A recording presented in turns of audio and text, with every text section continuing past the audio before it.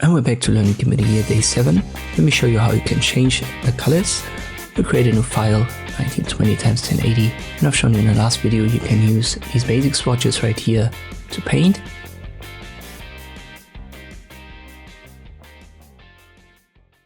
We've got a couple of options to adjust that.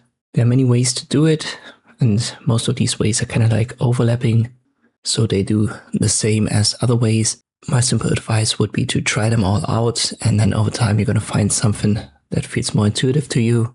Here, for example, we've got a simple slider, and when you select RGB, this is red, green, blue, you can pick the specific color channel. LCH is lightness, chroma, and hue.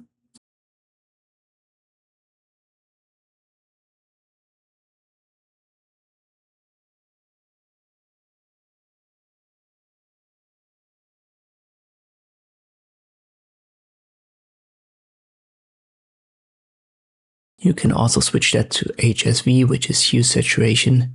And then right here, the last one is the value. Whenever you get lost, you can hover over these and you can see there's a tooltip.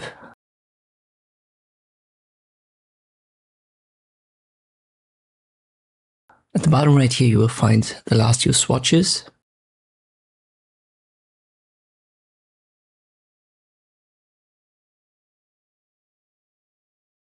You can switch to CMYK, which is then the typical print colors, so cyan, magenta, yellow, and black.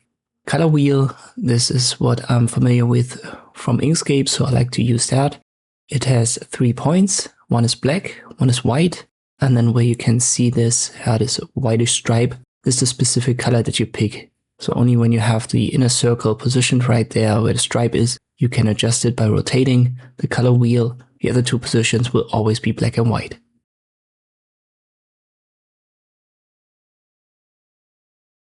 Whenever you get lost, you can click on reset.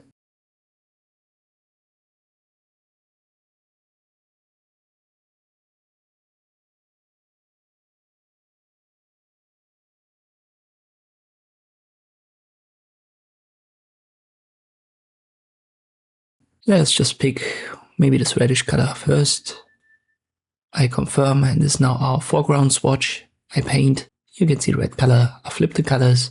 Click on the white color swatch, reposition the circle, then the wheel, I make it blue, and you can see this is now our foreground color that we're drawing with.